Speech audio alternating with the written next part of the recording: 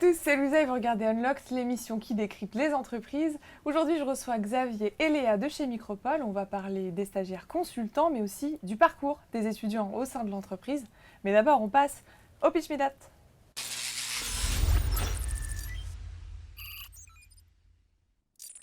Hello Léa, hello Xavier, ça va? Salut Louisa. Vous êtes bien ici? Ouais, super. Oui, nickel. Bon. Merci de nous accueillir. Avec plaisir. Alors Léa, tu es stagiaire consultante finance, transformation et performance. C'est ça. Et tu es venue avec un collègue plus ou moins que tu vois de loin sur le même open space. De temps en temps. Xavier, tu es directeur practice finance, transformation et performance. Exactement. Alors, c'est toi qui vas commencer, Xavier. Micropole, c'est quoi? Alors, je vais vous dire un mot sur Micropole quand même, on est là pour ça. Micropole, c'est une société de conseil international qui existe depuis plus de 30 ans. Donc, c'est une société qui existe quand même depuis un certain nombre d'années. On compte 1250 collaborateurs, donc un groupe quand même de taille assez imposante. Et on réalise plus de 110 millions d'euros de chiffre d'affaires, en partie en France, à Paris, en région également, avec des implantations en région, et à l'international également. 30% de notre chiffre d'affaires est réalisé à l'international, soit via des projets internationaux, sur lesquels intervient Léa actuellement, soit via des implantations à l'international au sein de 6 pays. On a un positionnement hybride, on est en partie cabinet de conseil, en partie agence digitale et en partie ESN spécialisée. Ce qui nous permet de proposer à nos clients des offres à forte valeur ajoutée autour de 3 grandes offres. La première, c'est tout ce qui est gouvernance des données et architecture. La deuxième, c'est tout ce qui est digital experience. Et la troisième, c'est tout ce qui est data intelligence et pilotage de la performance. Okay. On dispose également d'une société qui permet de faire de la formation, d'un institut de formation qui s'appelle Learning Solution, qui nous permet d'une part à proposer à nos clients des formations et tout ce qui est conduite du changement, user adoption, et d'autre part de faire bénéficier à nos collaborateurs en interne d'une offre de formation moderne et complète, et de manière à ce qu'ils montent en compétences et qu'ils se développent dans leur carrière. Et aujourd'hui, vous recherchez des étudiants pour les former, mais aussi pour les aider à monter en compétences. Alors, on va voir les profils que vous recherchez, on va parler de ton expérience, Léa, et surtout ce que vous proposez aux jeunes qui intègrent Micropole. On va voir ça tout de suite.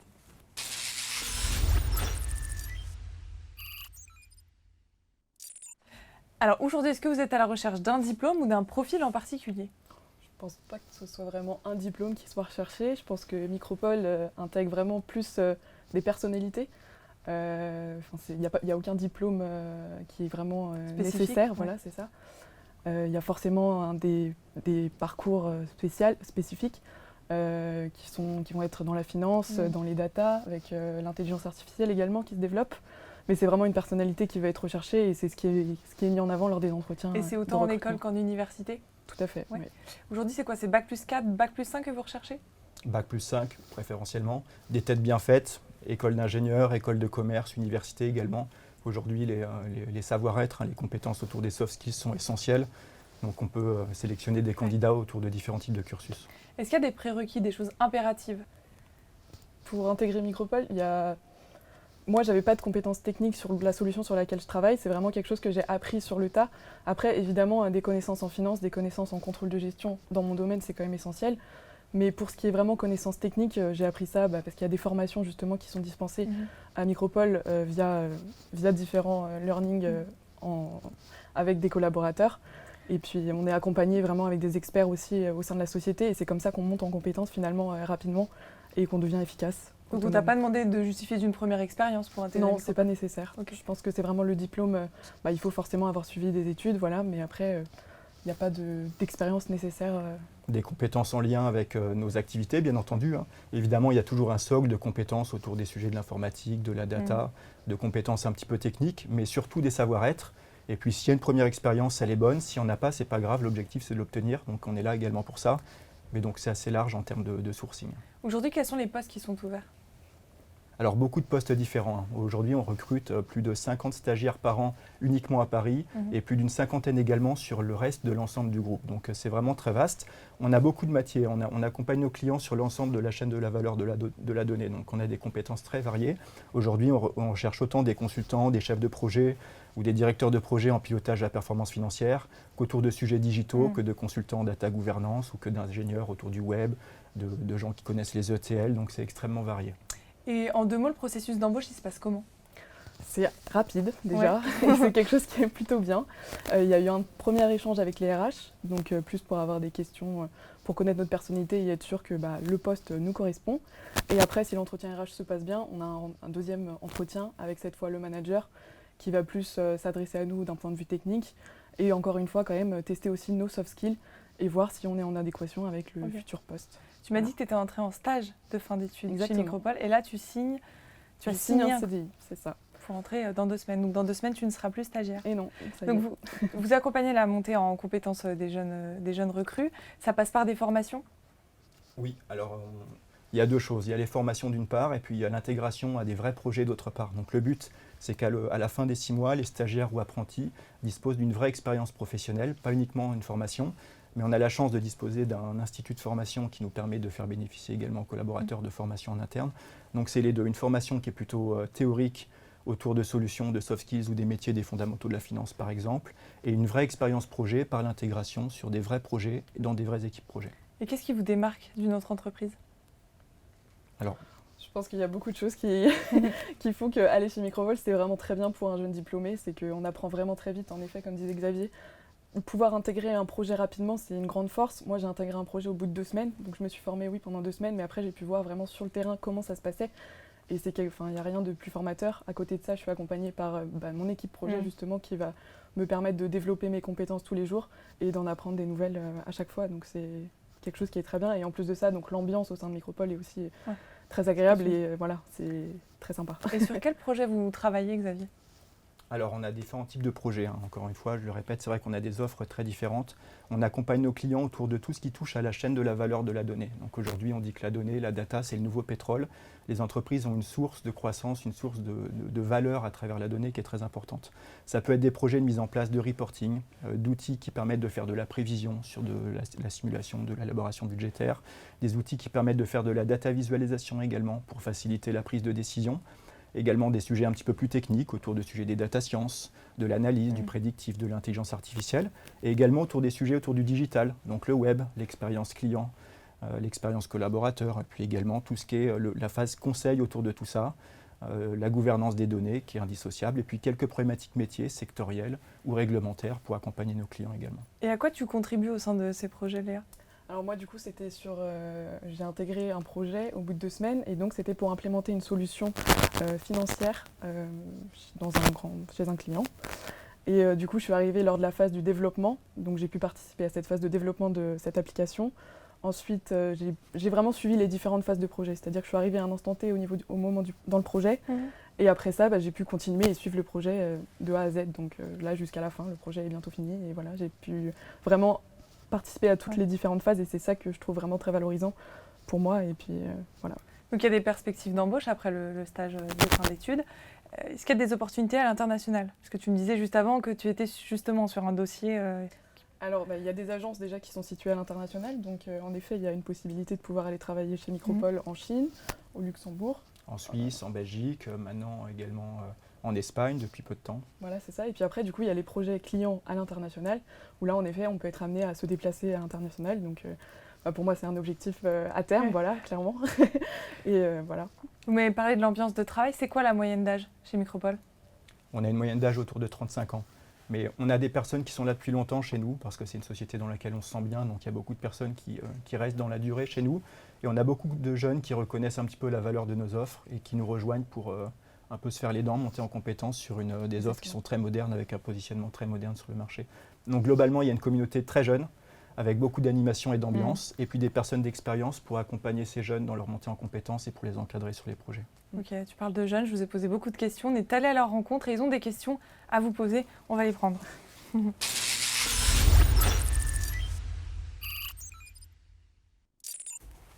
Alors, si vous êtes prêts, alors montre-nous. On prend la première question. J'ai une deuxième question de savoir s'il y a des activités organisées pour l'intégration de vos stagiaires. Alors, quand on arrive, on a une matinée d'intégration donc qui nous permet en fait de voir tous les collaborateurs qui arrivent dans le groupe le même jour que nous. Okay. Et donc, on a une présentation globale de l'entreprise, présentation globale des locaux. Et puis après ça, on est intégré vraiment directement dans notre équipe aussi. Et voilà. Et au-delà de ça, après, plus globalement que les stagiaires, finalement les stagiaires ils sont considérés comme n'importe qui à peu près dans l'entreprise et c'est ça aussi qui est bien, c'est qu'on participe à tous les différents événements, que ce soit dans notre BU mais également au niveau groupe. Et donc oui, il y a plein d'activités. Le stagiaire est un collaborateur et aujourd'hui on est dans une logique d'intégration qui permet d'une part de présenter l'ensemble de la société pour avoir une culture assez large sur nos métiers et d'autre part de créer une logique de communauté, peut-être de promotion un petit peu lors de l'arrivée pour que les gens se connaissent. Ok, on continue. Est-ce que c'est plus intéressant de faire des études en alternance plutôt que de continuer sur un cursus classique? On a plus de chances d'être embauché ou pas? Alors le terme chance d'être embauché, non, il est identique aujourd'hui. On recrute des alternants et des stagiaires. Ce sont deux cursus qui ont un format très différent, donc c'est sûr que le rythme est différent. Mais honnêtement, nous, on recrute autant des apprentis que des stagiaires. Il n'y a pas une chance d'embauche maximisée dans l'un ou dans l'autre. C'est un rythme qui est différent. C'est peut-être parfois un petit peu plus compliqué d'avoir un rythme projet pendant une phase d'alternance, mais par contre on est là plus longtemps dans l'entreprise, donc on peut monter en compétences pendant plus longtemps. Nous on aime beaucoup les deux formats, ils sont complémentaires pour nous et les candidats sont embauchés à l'issue d'un apprentissage ou d'un stage de manière indifférenciée sans souci. Ok. Est-ce possible de demander une lettre de recommandation à la fin de mon stage? Oui, alors oui, c'est vrai que c'est possible, mais la logique c'est d'embaucher quand même derrière. Donc nous on fait tout pour embaucher notre collaborateur, on investit pendant 6 mois pour faire monter en compétence sur nos métiers. La logique c'est pas de le perdre. Après on est dans une logique plutôt humaine, donc si vraiment pour une raison quelconque le collaborateur souhaite se développer en dehors de Micropole, je pense qu'on ne fera pas de blocage à lui faire une lettre de recommandation, mais la logique c'est d'embaucher derrière quand même. Comment ça s'est passé pour toi ton embauche? C'est-à-dire que tu as pris rendez-vous avec une ou un RH? Alors j'ai fait un point de mi-stage moi avec ceux avec qui je travaillais sur mon projet justement pour avoir un peu un retour sur tout ce qui se passe. Voilà.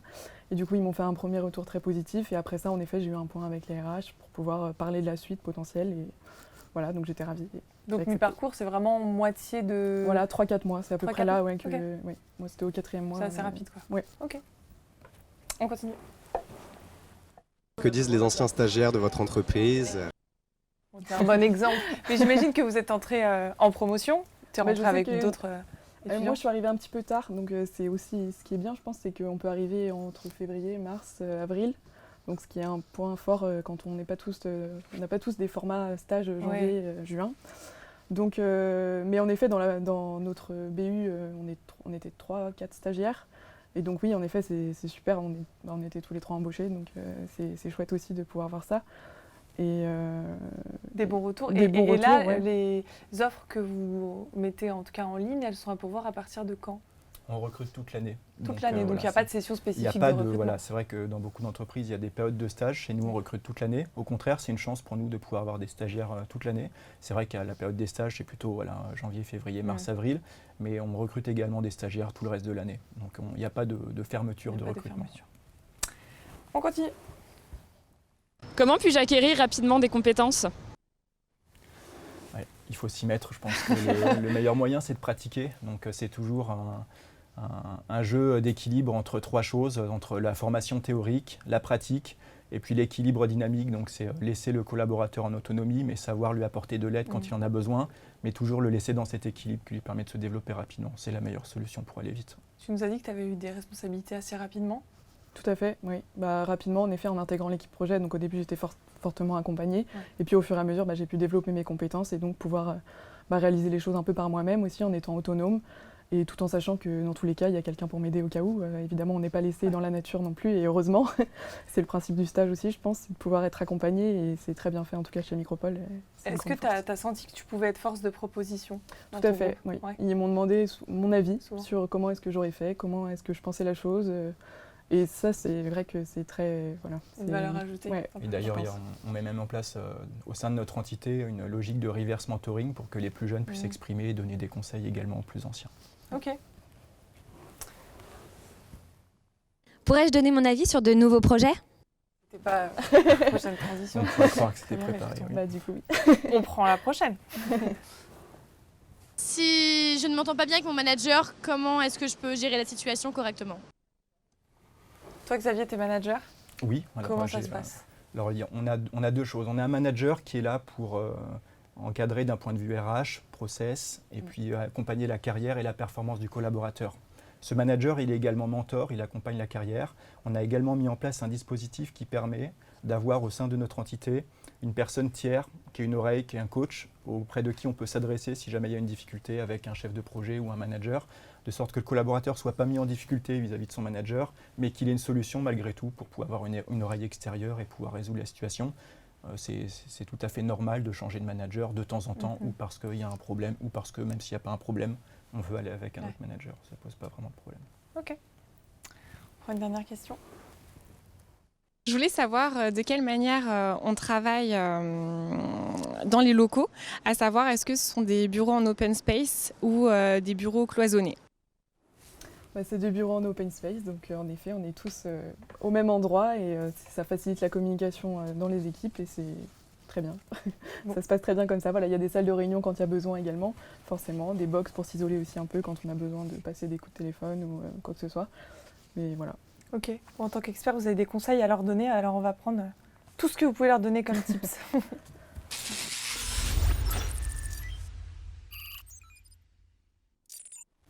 Alors le premier conseil que tu pourrais donner, moi ma question c'est quel est le meilleur conseil que vous pouvez leur donner concernant la filière? Un étudiant qui est en licence ou qui entre en master, si vous deviez vraiment lui conseiller une filière ou en tout cas des appétences pour intégrer Micropole. La curiosité, je pense que c'est vraiment la chose numéro 1, l'avoir envie de découvrir tous les trucs un peu innovants. Voilà, on est dans un secteur en effet qui évolue tous les jours et il faut s'adapter tous les jours. Donc c'est important de pouvoir être curieux sur ces différentes innovations et pouvoir être proactif également pour être force de proposition et toujours voir un peu plus loin que le moment présent, quoi. Alors en termes de filière, moi je dirais l'essentiel aujourd'hui, c'est d'avoir une compétence technique et une compétence métier. L'évolution des métiers va vers cette double compétence de manière évidente chez nos clients comme dans les sociétés de services. Si on est en école d'ingénieur ou en université plutôt scientifique, je pense que l'important c'est d'avoir des connaissances autour de sujets métiers, de la finance pourquoi pas, mais d'autres sujets métiers. Si on est en école de commerce ou en filière gestion en université, l'important c'est de s'intéresser à la technique parce que demain, les profils qui auront de la valeur, c'est ceux qui sauront parler à la fois de la technique et en lien avec le métier et inversement. C'est quoi un bon stagiaire chez Micropole? C'est un stagiaire qui est sympa déjà, et c'est un stagiaire qui a envie et qui est motivé avant tout, et qui a un bon savoir-être. Aujourd'hui, la compétence technique, elle peut s'acquérir, notamment via des formations, ça c'est possible. Je dirais presque aujourd'hui, c'est pas le plus difficile. On est tous acculturés à la technique de plus en plus. Par contre, le savoir-être, lui, il est essentiel, et si on l'a pas, ça peut être un petit peu plus long à travailler. On met en place des formations, mais le savoir-être, vraiment. Qu'est-ce que tu as acquis comme hard skill chez Micropole? Les compétences sur la techno sur laquelle je travaille, je ne la connaissais pas, donc là j'ai pu la découvrir et tout apprendre clairement. Et ce qui est bien, c'est que là je suis donc affectée sur une techno en particulier, mais que pour le coup, si je veux changer de techno dans le futur, ça va être possible également. Je pense que c'est des demandes à faire aux managers pour pouvoir justement être formés sur différents outils. Et chez Micropole, il y a un nombre d'outils qui est quand même très très important. Et c'est une vraie force quand on veut travailler et évoluer dans ce domaine-là. Donc c'est ça qui est très bien. Des conseils pour faire la différence en entretien? Est-ce que toi, tu avais préparé ton entretien d'une façon spécifique?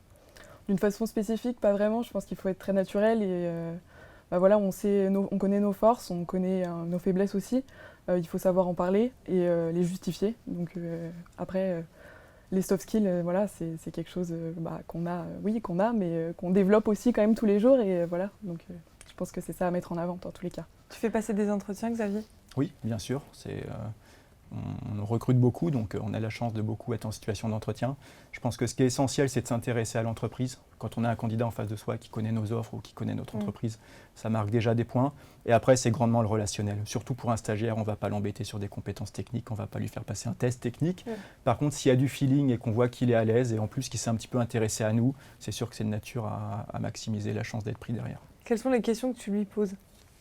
Alors, il n'y a pas de questions pièges trop bateau. Moi, j'aime bien discuter en fait. Donc, j'aime bien être dans l'échange et j'aime bien discuter de ce qui n'est pas en lien avec vraiment le travail pour découvrir la personne. Donc, je pose beaucoup de questions sur le bas du CV, souvent sur les passions, les hobbies. Et après, plutôt essayer de mettre en situation pour comprendre comment la personne réagit d'un point de vue de son comportement et de ses savoir-être. Donc, plutôt le questionner, voir s'il a l'esprit de synthèse. Donc, venir avec son CV, préparer des questions, poser des questions durant l'entretien, c'est valorisant. Quelles sont les innovations de demain chez Micropole? On parle beaucoup des métiers de demain qui n'existent pas. Oui. Où se Alors, place Micropole? Alors nous, on a notre leitmotiv, hein, on est des innovative people. Hein. Donc l'innovation fait partie intégrante de notre marque et de notre état d'esprit. L'innovation de demain, c'est tout ce qui est autour des sciences du cognitif. Hein. C'est toutes les sciences qui sont liées aux notions d'apprentissage de la machine et des outils informatiques. Donc on parle d'intelligence artificielle, de reconnaissance vocale, de dialogue, de machine learning, de big data, de cloud. Donc l'avenir, ce sont des machines qui prennent les tâches à faible valeur ajoutée des humains. Et donc nous, en tant qu'acteurs de la technologie et de l'innovation, on doit être les acteurs qui mettront en œuvre ces technologies chez nos clients demain. C'est comme ça que vous appelez les collaborateurs chez Micropole? Vous êtes des innovative people? On est des innovatifs people. Exactement. Bon, alors maintenant, vous allez nous convaincre d'intégrer Micropole. Ça va être votre moment carte blanche. Si vous êtes prêts, on y va. Allons-y. Merci.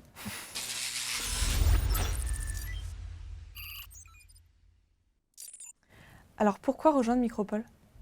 Pour la bonne ambiance, pour la montée en compétences, parce que c'est une entreprise à taille humaine, donc on s'y sent bien et on est considérés tous en tant que collaborateurs et même en tant que stagiaires, donc c'est une vraie chance. Voilà. Oui, alors la bonne ambiance, moi j'aurais dit la même chose. On a la réputation d'être une entreprise au sein de laquelle l'ambiance est festive. Après, il y a d'autres choses. Je pense que le positionnement de Micropole aujourd'hui, il est très moderne, je le disais tout à l'heure. L'avenir des métiers, des services et chez nos clients, c'est la technologie et le métier. Et nous, on a un positionnement où on se positionne sur la chaîne de la valeur de la donnée. Et ça, c'est très moderne et je pense que tout le monde reconnaît ce positionnement comme quelque chose de grande valeur. Et le dernier point, c'est pour les stagiaires, la mise en place d'une initiative qui s'appelle Micropole Campus. C'est une sorte de 3e cycle qu'on met en œuvre en fait et qui vise à construire une promotion de stagiaires de 10, peut-être 15 personnes qu'on va former très largement à tous nos métiers, de manière très large, les hard skills, les soft skills, les formations métiers, créer une vraie unité et proposer ce genre de formation pour qu'à la fin du stage, ils aient une formation en béton armé et qu'ils puissent avoir une forte employabilité sur le marché et qu'ils puissent à nous également nous apporter beaucoup de valeur. Merci. Chez vous, si vous êtes intéressé, vous pouvez postuler sur micropole.com ou sur jobdeezer.com, mais aussi sur votre page LinkedIn. Merci à tous les deux. Merci d'avoir donné Merci tous ces bons beaucoup. conseils aux étudiants. Avec plaisir. On espère que vous serez les futurs collaborateurs de Xavier et Léa. Chez vous, bon courage dans la suite de votre recrutement et je vous donne rendez-vous très vite pour un nouveau live.